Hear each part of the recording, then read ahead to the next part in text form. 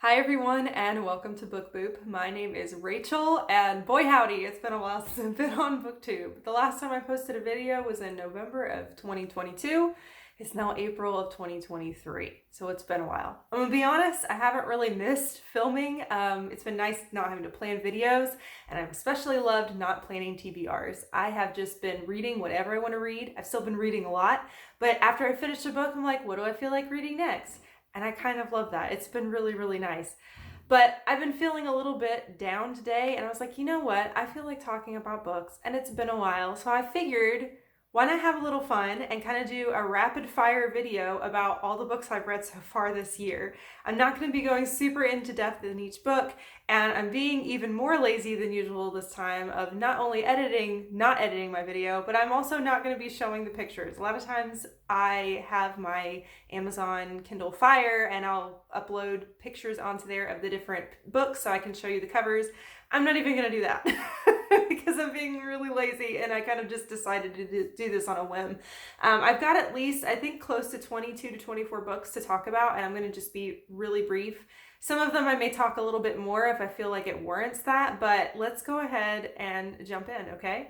All right, so the first book that I read this year was The Creeping Shadow by Jonathan Stroud, which is the fourth book in the Lockwood & Co. series. It's like a spooky middle grade / young adult series that I absolutely adore. I love it so much. I gave that one 4.75, so real close to a 5-star. I absolutely adore the whole series. I highly recommend it. There is now an adaptation of it on Netflix, a TV show, and it was a lot of fun. I felt like they made it a little more drama-y for the show. It didn't feel as like middle grade, young adult style. It felt a little bit more almost close to adult style as the show, but it was a really fun adaptation. I don't know why I'm talking about that, but I really liked that one. The fourth book was really, really good. After that, I read Early Riser by Jasper Fforde. I hope I'm pronouncing that right. I get that 2.25, so it was a stinker. I was excited to read it. It is an adult kind of like alternate future sci-fi, and it's about the idea that what if our world goes through an extremely harsh winter every year to the point where we actually as humans hibernate and what that looks like. And it's following a group of people who work for the government who are tasked to stay awake during the winter.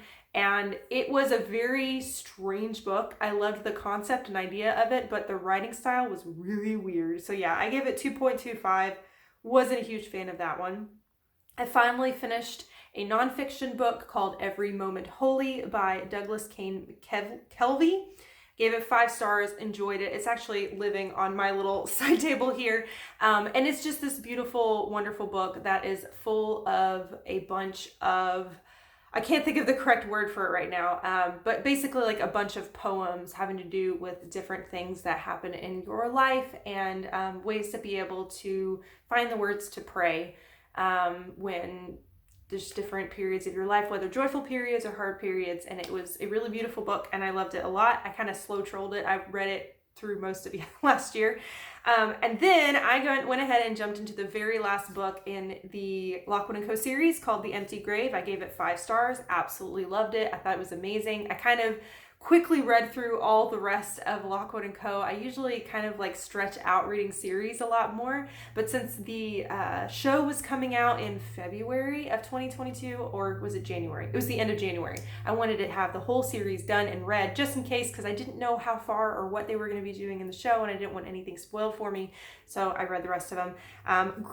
Great end to the series. I'm really sad it's over. The series has been out for a while, and I am just sad because I love the characters. I grew to really attach to them, and I hated finishing the series, but it was a really great end to the series. Thought it was great, so 5 stars. Then I read Daisy Darker by Alice Feeney, which is a mystery thriller, and I gave that one 4 stars. I had a good time with it. I will say I knew that this book, the concept of it was very much based on an Agatha Christie book. It's probably her most popular one. What was it called? Shoot.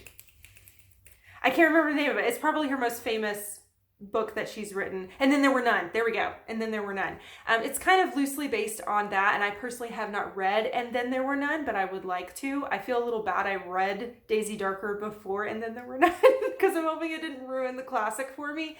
But it's about this girl, and she's getting together with her family, and she's getting together with her for her grandmother's birthday, and then people start dying off, and that's in the description of the book, so I'm not spoiling anything. But I give it 4 stars. I enjoyed it. It wasn't incredible, but I had a good time with it. It was a fun mystery thriller with some interesting twists and turns.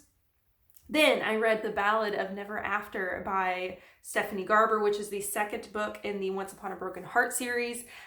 Very angsty, very YA, very fairy tale-esque. If you haven't heard of this series before, it follows this girl who is in love with this guy, and this guy is going to be marrying her sister, and she's really, really upset about it. And to stop the wedding, she goes to a fate, which is kind of like a demigod type thing. She goes to this fate called Jax, and he is the, I guess, love fate, and she makes a deal with him.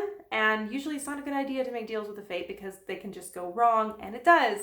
And she ends up going on this whole journey and thing after the fact of just kind of a lot of things go crazy in her life after she makes this deal. Like I said, it's a very angsty. I give it a 3.5. I did not like it as much as the first one. It was still campy fun, and I'm not a huge angsty, campy, fun book reader. I love horror and thrillers and things like that. But I really liked the first one a lot. The second one was kind of like so-so for me. I probably will read the third one. I think it's just going to be a trilogy. It did kind of end off in a way that makes me want to see what's going to happen in the next book. So, loved it. I didn't love it, but it was still a good time. Then, okay guys, I finally read The Shadow of the Wind by Carlos Ruiz Zafon. Oh boy, I'm hoping you all don't hate me for this. I gave it 2.75 stars. This book has an unbelievable amount of reviews and ratings on Goodreads, like a crazy amount. And it has a very high rating. And so many people on BookTube have said it's one of their favorite books of all time. I put off reading it because I was like, oh, I think this is going to be one of my new favorite books. And I wanted to read it just at the right time. For some reason, I felt like it was a winter book. I felt like I needed to read it in the winter. And I finally read it. And you guys, I didn't like it. I didn't like it. I will admit that the writing is very lyrical and very beautiful. So I do admit that. I don't even know if I'm going to explain the plot to you, but it's about this guy, and he finds this book called The Shadow of the Wind, reads it, falls in love with it, just loves the book. And then he starts to look more into the author, wanting to see if he can read more of the author's works. And when he tries to research and find some more books by this author, or even just more copies of The Shadow of the Wind, he ends up realizing there is somebody out there that is systematically destroying this author's works, and he is in the possession of one of the very last few books that actually is physically available at all. And he ends up getting kind of like nosediving into this whole world and trying to find out who this author was, who is it that's destroying this person's books, and just delving into this author's life. And I know a lot of it was probably the time period. I think it's set in the early 1900s. I think it's like 1930s to 60s or something. It's kind of that time span. And I just felt so uncomfortable with how women were talked about and represented in these books. It was just very misogynistic. And I understand like a lot of it was the time period that's set in, but it was just a lot of basically women are meant for just basically pleasure, and they're not really that smart. And I don't know, I had a really hard time with it. It wasn't just like small sections, it was the entire book. And it just made me so uncomfortable and frustrated to the point where I just didn't enjoy it. The writing style was so beautiful. I mean, it was gorgeous. It reminded me of reading like The Night Circus by Erin Morgenstern, or The Starless Sea by her as well. It just had that very lyrical quality, but oh my goodness, I had such a hard time with all the misogynistic comments. It was just, so I'm sorry, but 2.75, and to me, that's being generous with how I felt about it. So Then let's move on to something else. I read Good Girl, Bad Blood by Holly Jackson, which is the second book in the A Good Girl's Guide to Murder series. I gave it 4.5 stars. I'm enjoying this series a lot. It is a YA thriller, murder mystery type series. I loved the first book. The first book, we're following this girl who, for her sort of senior high school paper or thesis, she decides she actually wants to write a paper about a supposed murder-suicide that happened with some students in the school a few years back. And a lot of people feel like the boyfriend is the one that killed the girlfriend and the boyfriend killed himself over it. And she doesn't think that's really what happened. And so she decides to kind of investigate it. I don't know how she got away with having that as a topic. You wouldn't think that would be something that would be okay to do. I think she kind of worded it in a way that was more like, I don't know, looking at it differently than just trying to figure out what really happened. But like that was her motive. And so that was the first book. I really enjoyed it a lot. It was tons of twists and turns, lots of things I didn't expect, and I really enjoyed the book. And I'm enjoying what they did with the second one. I don't really want to say what happens in the second one because it's the second book. But I really enjoyed it a lot. I had a good time with it. I didn't enjoy it as much as the first one, but I still really enjoyed it a lot. I'm looking forward to reading the third one, which is the last in the series. I've heard a lot of divisive things about it, so it'll be interesting to jump into that one and see what I think. Then I read a really interesting and fun new release called How to Sell a Haunted House by Grady Hendrix. Grady Hendrix is a horror author. He writes books, I feel like, that are more campy horror, but they are legit horror. Like there are parts of every single one of his books that make me cringe, or they're either gross or bloody or something. This one sounded like such an interesting concept. Just from the name of it, you can tell it has to do with a haunted house, and that's one of my favorite tropes. I love haunted house stories, love them so much. And this one, we are following siblings who are in their 30s, and their parents end up both passing away in a car accident, and the siblings have to come together and work on trying to clean out their parents' home to prepare to sell it, because neither one of them are going to live in the home. They just want to sell it so they can get the money for it and just sort of get rid of, like, go through all the things that their parents had and those kind of things. Apparently the mother was a puppeteer. She made puppets and also was a puppeteer, and she also collected dolls. And so the house ends up being haunted, and a lot of the dolls and puppets are haunted. So if you are freaked out by dolls and puppets, you might want to avoid this one. In true Grady Hendrix fashion, it was very campy in a way. It was still good, and there were some moments that were legit terrifying and made me uncomfortable and just made me so if you like Chucky or things like that, if you like sort of murdery dolls and puppets, then you may love this. I gave it 4.5 stars, which actually is higher than I remember giving it. I had a lot of fun with it. It was intense. I had a good time with it, for sure. Grady Hendrix strikes again. So I always love, a lot of the concepts of his books are just really fun to me. And so it was another fun one. Then I read the graphic novel adaptation of Wait Till Helen Comes by Mary Downing Hahn. I gave it 4.75 stars. Wait Till Helen Comes is my favorite book from my childhood. So when I found out that very, very recently a graphic novel adaptation was released, I had to get it.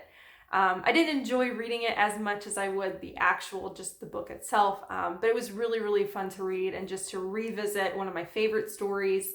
It's a ghost story. It's a middle grade ghost story, and I'll just leave it at that. And it's wonderful, and I love it so much. I read it over and over and over and over as a kid, and it was really fun to read the graphic novel adaptation. So I gave that 4.75. Then, all right, here's another one that we gonna have to talk about, and that is The Thursday Murder Club by Richard Osman. Oh, so I went into this book. This is one of those ones I've put off reading because I heard so many good things. I have actually not heard a single bad thing about this book. Everybody loves it. It is a adult murder mystery book, but it's centered around a retirement village.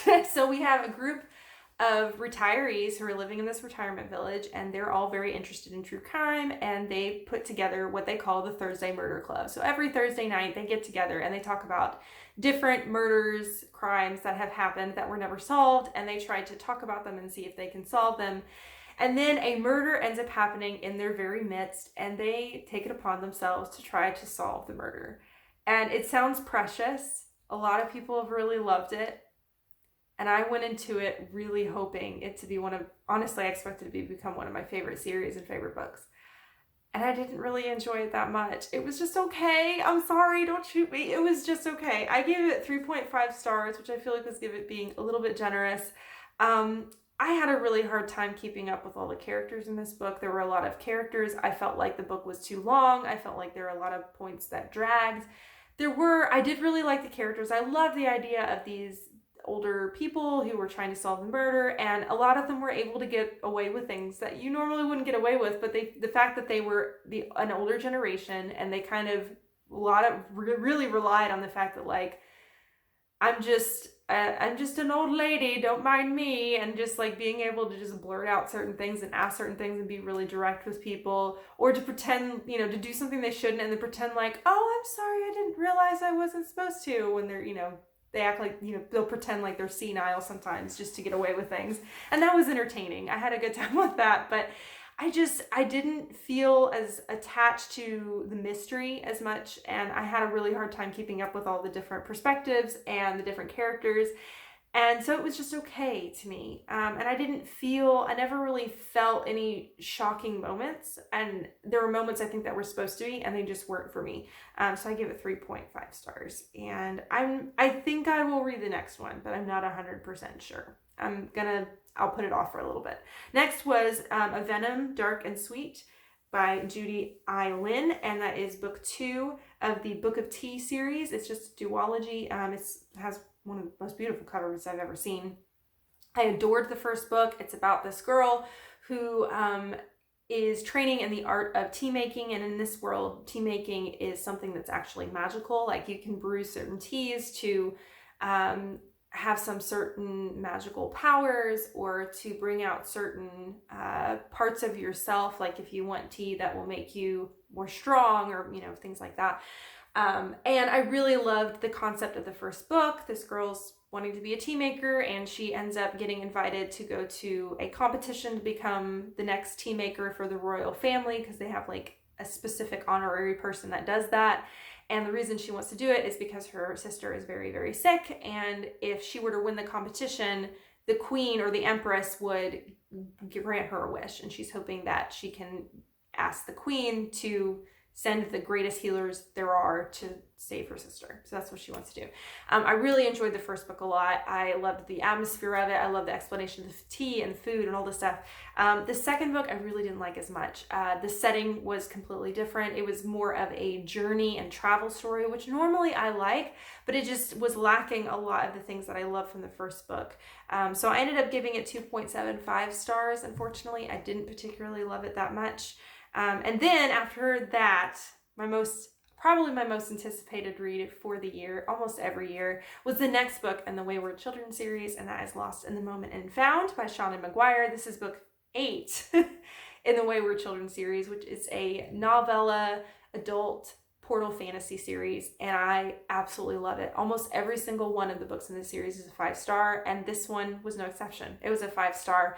And this one, we are following a girl who is running away from an abusive situation at home, and she ends up finding herself in this shop that is the shop that gathers all the things that get lost in the universe, basically, not just our world, but in the universe.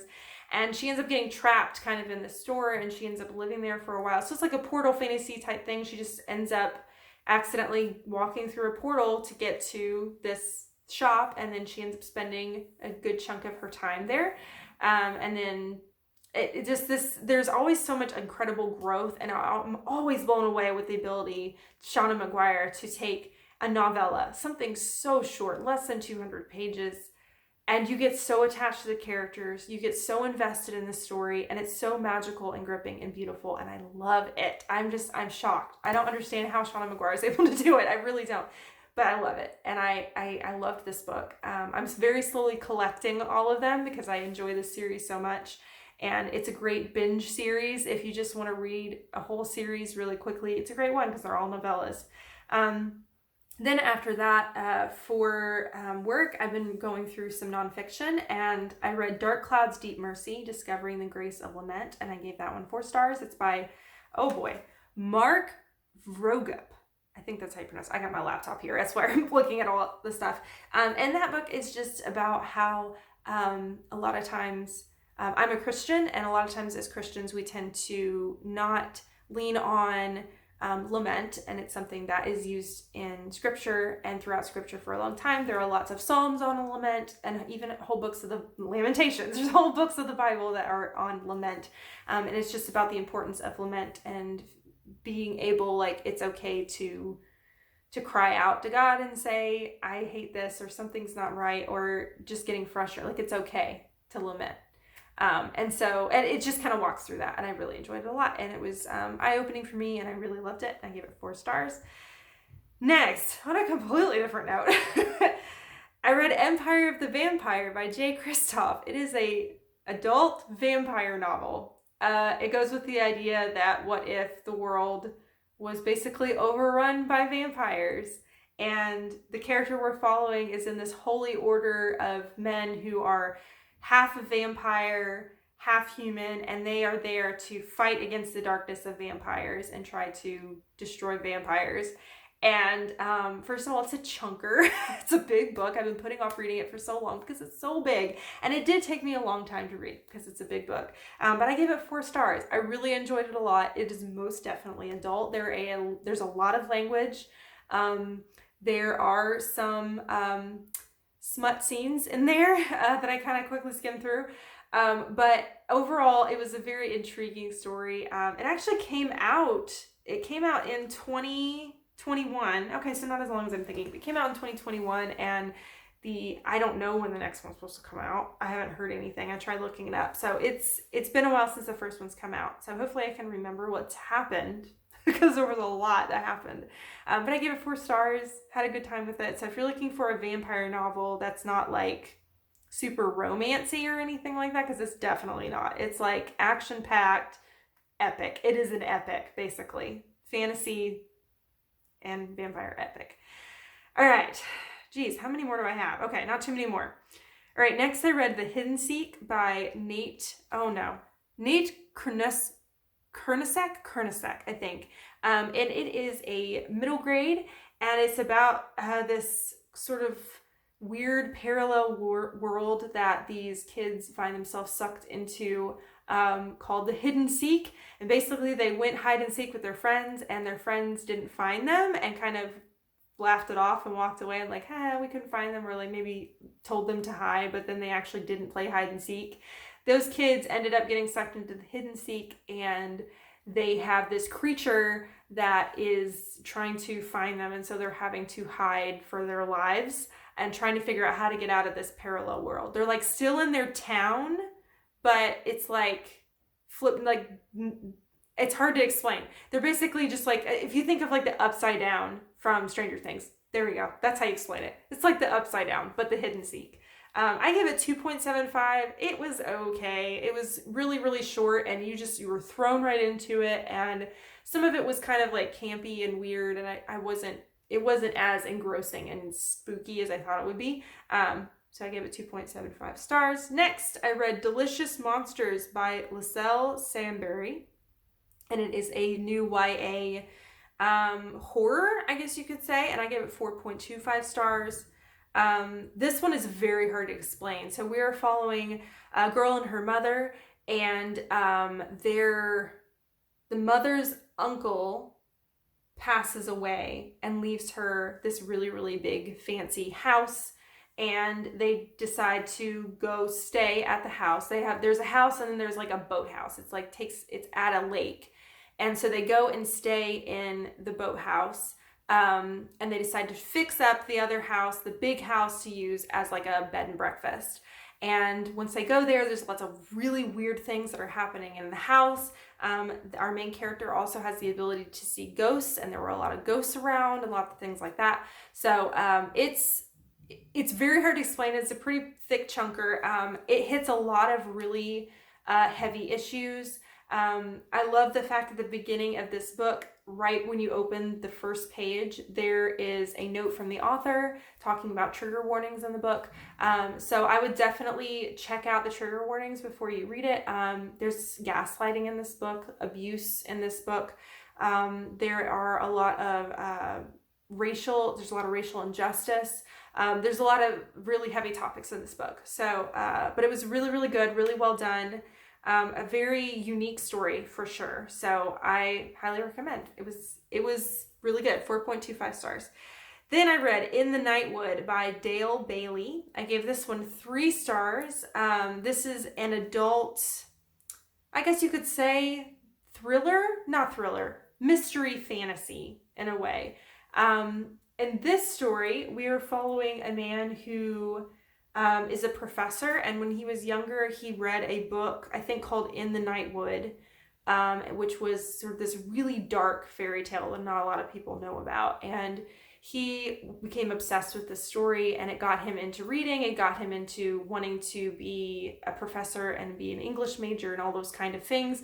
And he actually ends up, his wife is actually like the great-granddaughter or something of the guy who wrote this story. He just happened to meet her and then fall in love. And then we're following them after a lot of other people in this woman's life have passed away, and she's now inherited the manor of her great something, who wrote this story. And so the professor is wanting to write a paper, he's wanting to write a book about the man that wrote that story.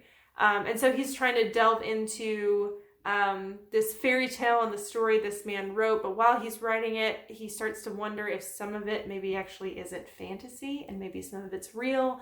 And so it blends blending a lot of fairy tale stuff into our own world.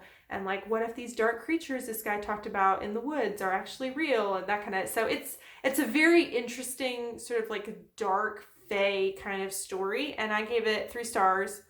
And it was okay. I didn't love it, but it was good. You don't really end up loving the characters a whole lot because they're very morally gray characters, to be honest. So wasn't a huge fan of the characters, but the story was intriguing. So it was pretty good. All right, 4 more to go. We got this. The next one I read was another nonfiction that I read for work. It's called Another Gospel, A Lifelong Christian Seeks Truth in Response to Progressive Christianity by Alyssa Childers. Gave it 5 stars. Loved it. It's about her delving into what is progressive Christianity and kind of going back to the roots of her faith and going through apologetics. And basically, she went through a crisis of not knowing what she believed and wanted to go back through and study and to find out, really, is the Bible true? Is what we've learned about Jesus true? All these things. And so it was really, really compelling. I loved reading it. And it sounds like it's a very heavy topics, but it's written so well in a way that's easy to digest. It's easy to understand. It's easy to read through. And I really enjoyed that a lot. I really enjoyed the fact that it was just such an easy read for topics that could be very difficult to understand. So 5 stars. So good. Then I read The Angel Maker by Alex North. This is Alex North's newest thriller mystery. And you guys, I was so disappointed. This is his 3rd book he's written. And the first 2, his first book, The Whisper Man, I enjoyed. It was rather predictable to me personally, but I enjoyed it. The second one, The Shadows, I loved it. I thought it was fantastic. I thought it was very original, and I had a really great time with it. There were things that happened I wasn't expecting, so I had high expectations for The Angel Maker, and I didn't like it. I gave it 2 stars. This one is really hard to explain to me what it's about because I don't even know. I didn't understand what I was reading. It's focused on kind of a serial killer and how the serial killer has affected other people surrounding him in his life. I don't know. It was weird. There was way too many characters and too many perspectives. I couldn't keep up with it. And because of that, I got to the point where I didn't really care about any of the characters. Because I didn't care what happened to anybody. I had trouble following the plot. It felt too disjointed. I felt like The name of the book is The Angel Maker, which is like the nickname of a serial killer. But to me, the serial killer wasn't really explained that much. So I was like, why is it called The Angel Maker when we're not really focusing on who that person is? I don't know. I just felt like it just felt very haphazard, and I just didn't really like it that much. I think I will continue to try maybe the next book Alex North comes out with, if I'm interested in the synopsis, because I've read one of his books before that I really, really like. So maybe the next one will be better, but 2 stars. All right, then I needed something fun and fluffy after that. I read Howl's Moving Castle by Diana Wynne Jones. I gave it 3.5 stars. It is definitely cozy fantasy. I probably don't need to tell you what Howl's Moving Castle is about. I have seen the movie before, years and years and years ago. I didn't particularly love the movie, but a lot of it is because of the fact that I didn't really watch that style of film really ever before, and so it just felt strange to me, and so I wasn't able to enjoy it as much as I probably could have. I've seen other Studio Ghibli films, such as My Neighbor Totoro. I've seen that one. I thought it was adorable. I loved Kiki's Delivery Service. That one's probably my favorite. I think if I watched Howl's Moving Castle again, I probably would really enjoy it. I know that the book is very different from the movie. I don't really remember a lot of the movie, so I don't remember how much it's different. But it's very, very whimsical. It's about this oldest sister in this family, and she feels stuck in her life. She's working in a hat shop, her family's hat shop, and she feels just very lonely and stuck in her life. And then she ends up running across this witch and kind of ends up on the wrong side of this witch's anger, and she gets turned into an old lady. And then she ends up going to see if she can lift the curse, and then she ends up meeting Howl, and it's a very whimsical, beautiful story. I enjoyed most of it. It got towards the end, and by the end I felt like it felt too disjointed to me, and I just, towards the end of it, it didn't feel like it matched more the beginning of the book, and so I probably would have given it a higher rating. But towards the end, I started to feel a little detached from the story and from what was going on. So I gave it 3.5 stars. Lastly, most recently, I finished The Twisted Ones by T. Kingfisher. This is a horror book, an adult horror book, and it is about a woman whose estranged grandmother has passed away. She was a very grumpy, nasty old lady. She was not very nice. And, this girl's father, who is getting along in years, has asked her, can you please go and work on your grandmother's home and cleaning it out and getting it ready to sell, or just seeing what it looks like. And she gets there and ends up being a complete mess, and it's going to be a huge, huge job to get it cleaned out. And then once she's there, she ends up seeing some strange things around the home that she can't explain. And What's amazing about this book, so I love horror books, I love spooky books, but the narrator, our character that we're following, we're in her head, and she's hilarious. Like, her inner voice is so funny. It's just her and her dog, and her relationship with her dog, and how she interacts with the things that are happening. It reminded me so much of myself, of how I would react to spooky situations and being like, well, that was weird. And just, just the narration of it was so hilarious. So it was really funny to read a book that's supposed to be terrifying. And it was. There were really scary parts, but there were other parts I was laughing out loud. So I thought that was really, really funny. I ended up giving it 4.25 stars. I enjoyed it a lot. It was a really, really good time. I had a great time with it, and I highly recommend. And now I'm going to start this book today. I'm going to start Nettle and Bone by T. Kingfisher. I'm now wanting to read all the T. Kingfisher because I loved Twisted One so much because of the narration style. And I've heard this one has some humor to it as well. And this one is a kind of like dark fairy tale. So I'm excited to read it. Okay, that was a lot of talking. That was a lot of stuff. Thank you for watching this video. If you've made it this far, my goodness, thank you. Put a stack of books emoji if you made it to the end of this video. That was a lot of books, and it's been a really great reading year so far. I don't know if I'm going to post regularly or not, but I just thought it would be fun to just say hi, talk about what I've been reading for a little bit. Let me know down below if you've read any of these books and what you thought about them, especially the ones where I was hoping for great things and they were just kind of... I love to chat with people about those. I just love to get your opinion on them. But on this side of the video over here is my logo. If you click on that, you can subscribe to my channel and follow me on my book journey whenever I happen to post. On this side over here is a suggestion for another video if you don't watch one of my much older videos. But thank you so much for watching. You rock, and don't forget to keep reading. Bye.